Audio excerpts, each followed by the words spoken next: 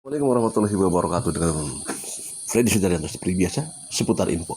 Ini yang kita tunggu-tunggu nih ya di Kementerian Keagamaan. Ini yang kita tunggu-tunggu karena memang belum tersentuh. Sebenarnya sudah dioprak-oprek ini ya, sudah diutak-atik nih ya, tapi belum tersentuh. Ya ini di zaman, insya Allah di zaman sekarang nih, di zaman kepemimpinan Bapak Prabowo, insya Allah ini akan dituntaskan. Karena memang apa, Kementerian Keagamaan ini yang kita greget sekali nih, ya. Karena apa? Berlabelkan agama dan bersembunyi di balik agama. Ini yang kita buat jadi gemes ini ya. Permasalahannya adalah di masalah apa? Di masalah kuota haji. Ini kan basah ini. Kuota haji itu ya, pemberangkatan haji. Kita tahu di Indonesia ya kuotanya itu kan dibatasi. Dan jumlah yang mau berangkat itu, yang pengen mau berangkat itu banyak. Sedangkan kuota dibatasi. Nah, disinilah celah-celah permasalahannya. Ya, celahnya di sini. Yang pengen banyak tapi dibatasi. Orang pengen cepat berangkat ke haji. Akhirnya apa? Tidak menutup kemungkinan di situ ada dugaan pelanggaran. Pelanggaran apa? Yaitu pelanggaran ada yang disebut dengan diduga ada gratifikasi. Apa gratifikasi? Ya sekarang bayangkan aja sekarang begini ya. Orang yang mau pengen berangkat tuh banyak. Sedangkan ini sedikit kuota. Berarti ada peraturan adalah mengantri. Bayangkan untuk di Indonesia ini mengantri ya, itu bisa tahunan. Ya, bisa sampai 5 tahun sampai 18 tahun itu mengantri untuk bisa berangkat haji. Tapi di kasus ini ada yang mendaftar di tahun 2024, dia sudah bisa berangkat. Nah, ini dia. Ini kan udah jelas-jelas suatu pelanggaran. Dan nanti tinggal diusut. Siapa yang bermain di sini?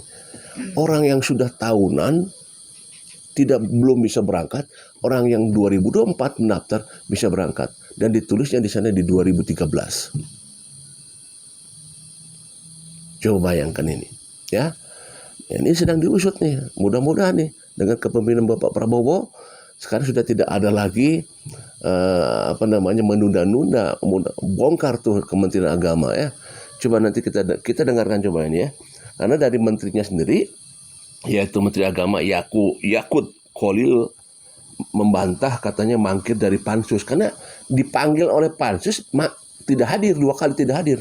Dia membantah katanya tidak mangkir ya. Coba dengarkan. Saya boleh nggak nanya siapa yang ngomong begitu? Pak Marwan Jafar. Oh, oke. Jadi Pak Marwan Jafar itu sahabat saya. Ini saya harus kasih background. Sahabat saya berteman baik dengan beliau. Beliau dapilnya itu di tempat tinggal saya, sehingga beliau 3 periode kalau nggak salah. Jadi tim sukses beliau. Jadi tim sukses beliau Pak Marwan Jafar sampai beliau jadi anggota DPR RI. Saya ini tim sukses beliau. Ketika beliau ada masalah politik gitu ya, beberapa kali juga curhatnya ke saya. Ya. Kemarin beliau menyatakan pernyataan apa, Mbak? Mangkir 2 kali. Saya hormati pernyataan Pak Marwan Jafar. Saya hormat sama beliau sebagai teman, sebagai sahabat, sebagai senior. Tentu pernyataan yang sudah dikeluarkan oleh Pak Marwan Jafar sebagai anggota DPR RI sekaligus anggota Pansus sudah berdasarkan pada data dan info yang valid, ya, begitu ya. Tetapi sampai saya datang ke sini, sampai saya datang ketemu kawan-kawan semua ini, saya belum pernah mendapatkan surat panggilan itu. Ya, bisa dicek di sekretariatan kesekjenan DPR kan bisa dicek ya.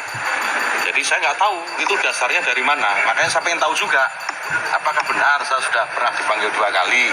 Karena kalau saya belum menerima sampai saya datang ke sini ini saya belum pernah menerima nih surat. Apakah surat itu tidak sampai ke saya, salah alamat atau bagaimana saya tidak tahu. Oh, jadi alasannya karena tidak menerima. Nggak ada alasan. Saya menjelaskan bukan alasan. Jadi jangan di spin off ya. Artinya kalau mendapat ini bukan undangan, alasan. pasti akan hadir. Saya akan lihat karena tugas saya kan sudah banyak sebagai menteri, apalagi menteri agama, kawan-kawan tahu. Ya hadir banyak dong, sekali hadir. Dan ada tugas keagamaan, agamanya itu ada 6 yang menjadi mandatori Kementerian Agama, belum tugas-tugas lain, tugas sertifikasi halal yang sangat terbatas waktunya, tugas pendidikan yang juga sangat berat, banyak sekali. Tentu kita akan sesuaikan. Toh di mekanisme pansus itu kan boleh penjadwalan ulang atau apa kalau lo ya. Makanya saya juga akan lihat kalau nanti ada surat undangan, saya akan lihat dulu. Oh, tapi ada Tapi pada prinsipnya kan kita ini pemerintah ingin menjelaskan seterang-terangnya, bukan hanya kepada pansus, tetapi kepada seluruh masyarakat. Apa sih Iya, sok jelasin sebenarnya dong. terjadi dalam proses perhajian itu. Kami di Kementerian Agama, pemerintah itu juga tidak ingin ada yang main-main dengan haji itu. Kalau ada staf saya, ada perangkat ASN di tempat saya gitu ya, di Kementerian Agama yang terlibat, ya Ayo, tidak bareng-bareng. Ayo Bahkan tindak. kalau menterinya terlibat sok buktikan. gitu ya, dalam fraud gitu ya. Ya, buktikan ya. Jangan omon-omon. Kalau dipanggil datang. Yang namanya panggilan itu kan tidak dadakan. Dipanggil sekarang besok suruh datang, enggak. Biasanya itu rata-rata 1 minggu itu, ya. Dari surat terbang itu panggilan itu bisa rata-rata 1 minggu ada waktu gitu loh. Ya. Jadi bukan surat dadakan. Ya, sekarang datang aja. Ya, rakyat udah gemes nih, pengen tahu penjelasannya bagaimana. Ini banyak sekali kejanggalan di Menteri Keagamaan ya. Bayangkan saja sekarang yang 2024 mendaftar bisa masuk ya. Sedangkan yang sudah tahunan belum bisa berangkat. Coba bayangkan itu. Nih ada lagi nih ya. Coba dengarkan, ada lagi nih sebentar. Kan sudah mengaku 14 orang gimana? udah berangkat. Oh, yang 2023, Pak. Sama urusan ini haji ini sejak kau di situ. Kau jangan bolak-balik loh. Dia sudah nunggu. Sudah mangap dia gini. Tinggal bilang aja tap langsung berangkat. Tapi tidak berangkat. Yang berangkat malah tahun yang mendaftar hari itu berangkat tahun itu. Caranya bagaimana kok bisa? Orang sudah nangis loh mau berangkat. Itu yang saya sebutkan tadi. Halo-halonya, kok bisa dia yang mendengar? Sementara yang sudah lama menunggu, kok tidak mendengar? Ada apa? Siapa yang mengumumkan itu? Ya, kalau pengumuman berhak lunas, Pak, yang pertama kita sampaikan di website, lalu kita kirim ke Kemenang Kabupaten Kota dan BPSDP, Bang. Siapa itu? Kita Baru sampaikan mendaftar loh dia. berhak lunas itu kita publish, Pak, daftar berhak lunas itu. Baru mendaftar. Bagaimana caranya berhak lunas? Baru mendaftar. Caramu ke dia mengumumkannya bagaimana? Tidak bisa, Pak, kalau baru daftar lunasi, Pak. Kan sudah mengaku 14 orang gimana? Kan sudah mengaku 12 orang. Sama urusan ini haji ini sejak kau di situ. Kau jangan bolak-balik loh. Bolak-balik. Karena saya bicarakan ini 2013. Ada 14 orang baru mendaftar. Langsung berangkat. Caranya dia tahu bagaimana? Kok dia yang tahu berangkat 2013 itu? 14 orang itu. Diberitahu kan? Iya. Kenapa dia diberitahu? Yang 2023 itu untuk optimalisasi kuota, Pak. Iya, kenapa dia yang tahu optimalisasi? Ada keluarganya Pak kan sudah nunggu lama. Begitu dikasih tahu dia langsung tangkap. Kenapa dia tidak mendengar itu? Caranya bagaimana? Untuk 2003 optimalisasi itu sesuai dengan usulan Kanwil Provinsi, Pak. Kenapa yang itu tidak diusulkan? Usulan dari Kanwil Provinsi, Pak. Kenapa tidak diusulkan oleh Kanwil? Kenapa tidak sesuai urutan? Tapi kamu bilang tadi sesuai urutan. Berarti Kanwil marahin. Nah, Kanwil bermain. Itu artinya mereka tidak cek. Tidak ngecek usulan, arti kau sebagai pejabat di situ tidak pernah mengecek. Tidak pernah mengecek. Tidak bisa Pak kalau baru daftar. Ya, coba nanti. Ini kan sudah mulai keteteran nih ya. Semua staf-staf Kementerian Agama sudah mulai keteteran nih. Ya biar bongkar aja nih. Bongkar ini kan rakyat Indonesia yang beragama Islam yang menjerit-jerit pengen berangkat ke haji. Dia mengantri, ya, ada yang mau berangkat ke sana sudah bayar itu menjual sawah, menjual sapi, menjual rumah, ya, menjual kendaraan untuk bisa supaya membayar berangkat ke haji. Sekarang dilewati oleh orang yang baru mendaftar tanggal 2024 terus dia berangkat. Coba bayangkan, disalip, overlap. Berarti kan ada oknum di sini, diduga ada oknum nih ya, diduga ada oknum. Apakah oknum ini gratifikasi? Atau apa?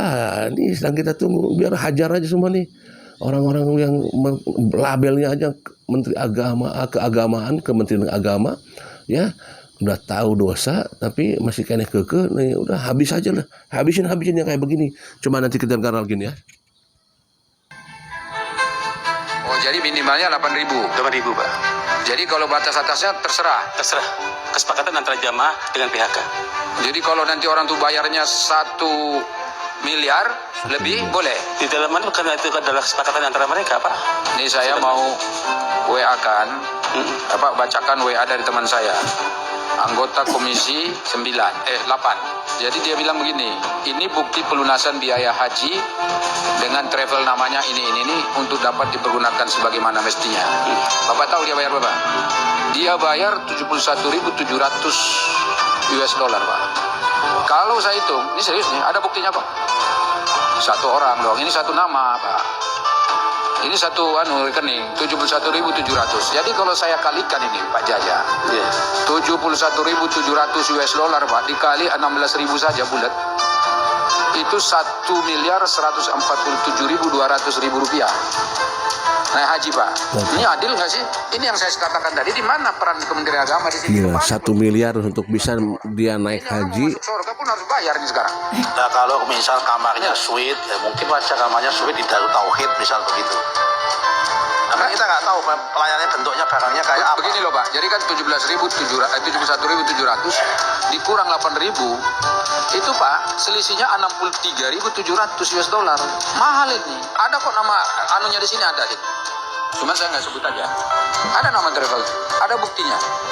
Udah transfer, ada bukti print out dari bank. Gila ya. Ini yang harus diberantas nih, benar-benar harus diberantas nih, gemes banget nih gimana. Saya pribadi gemes aja lah. Ya. Gue nyesel baru tahu celana karena dalam apa